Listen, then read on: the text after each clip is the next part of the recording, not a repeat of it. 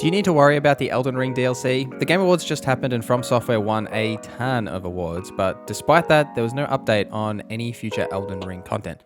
At times like this, we ask ourselves deep questions. Is there a God? How could he let this happen? And perhaps most pertinent, who did this to me? Who can I sue?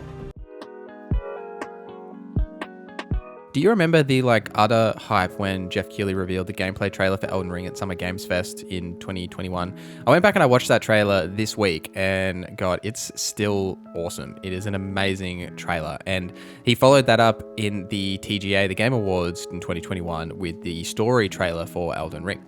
Now, we just went past the Game Awards for 2022, as you know, and Elden Ring won Game of the Year and many other awards, but we didn't get any form of official announcements for any Elden Ring content, DLC, etc. I was one of those people in the camp that was absolutely certain that we were going to get some sort of an announcement, an update, something about a proper Elden Ring DLC at the Game Awards. It just made sense to me because they have announced these kind of things at Jeff Keighley's events before. Elden Ring was going to at least win some kind of an award at the TGA. It was going to have a presence there. It just made sense to me. You know, you've got Miyazaki there and the crew and everything. It just felt like we were going to get some sort of Elden Ring DLC announcement to cap off what a absolutely exceptional year it has been for Elden Ring.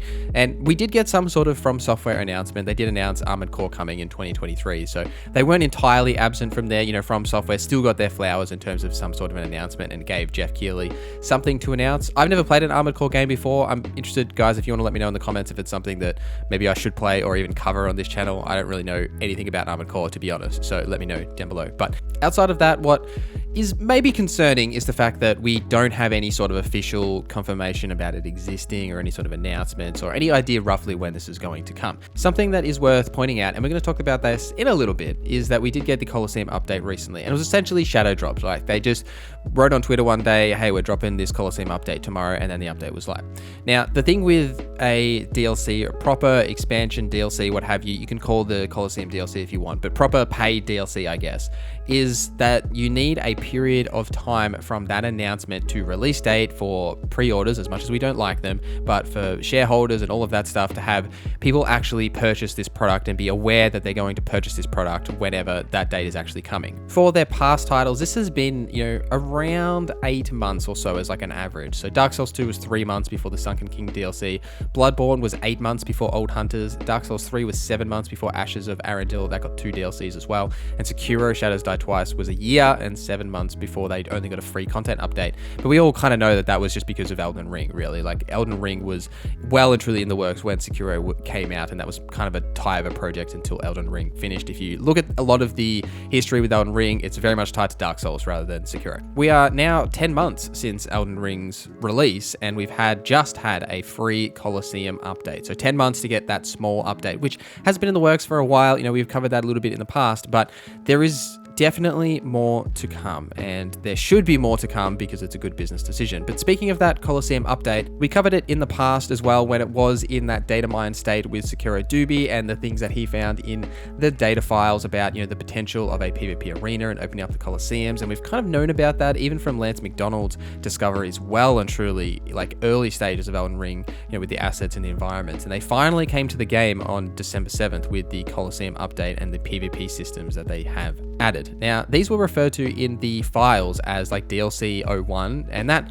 kind of implies that, you know, there's going to be more than one DLC, right? You know, DLC 02, 03, whatever. But that naming convention doesn't necessarily mean anything. It's just like a way to offhand reference something. It could mean literally nothing. It's just they didn't want to call it DLC, so they called it DLC 01, what have you. Now, the interesting thing about the Colosseum update is, from Sekiro Dooby himself, said that the 1.0 update has almost nothing of interest besides the Colosseums themselves. It seems they have been working on new assets and textures in a M95 test map. I wonder if whatever this is makes it into the game. So essentially, they've just been like testing some things, what have you. It doesn't necessarily mean there's anything new coming, but with all of the other patches, there has been new interesting things data mined, especially from 1.07. That was like a huge data mine dump of all these different interesting things. But the Colosseum update is substantial for PvP players, and I'm glad that they are happy. But, you know, for me as a PvEer, I want some new juicy PvE. I want some story, I want some bosses, I want some new things to explore and to enjoy in the lands between. We're essentially stuck now in a holding pattern with whatever is left. You know, what do they have left to give us based on what has been data mined in the past? Sekiro Dooby did data mine behind the files with 1.07, with that map M20 like suggesting a new legacy map, and M45, which we have no clue what is. Essentially, these kind of things that we talked about in our last DLC video, so go watch that one if you're interested. But it seems, based on what Skiradubi has said recently with 1.08, is that they are tinkering with whatever that M45 map is, which he doesn't know what is, and could be really anything. That maybe it's something completely new that we don't even know what is. And based on their findings with 1.07, we did get the new hairstyles that were mentioned in the data mine files in this patch, but there is also still ray tracing and new weapons and those 6 new unnamed weapon categories to add to the 22 weapon categories that we already have in Elden Ring.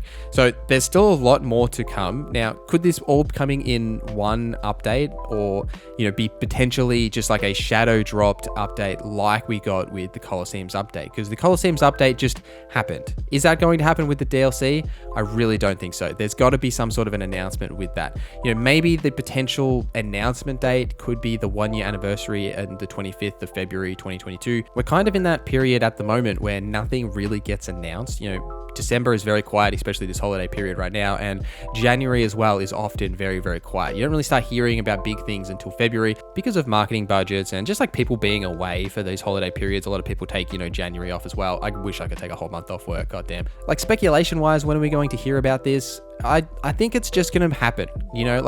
I was always a firm believer that we were going to get an announcement of these DLCs at one of these Jeff Keighley events, just because of track record, with Elden Ring being announced at Summer Games Fest and the Game Awards. I was adamant we were going to get something at the Game Awards. And with the Colosseums update and how they literally just tweeted about it, made a blog post, and were like, here it is, it's coming out.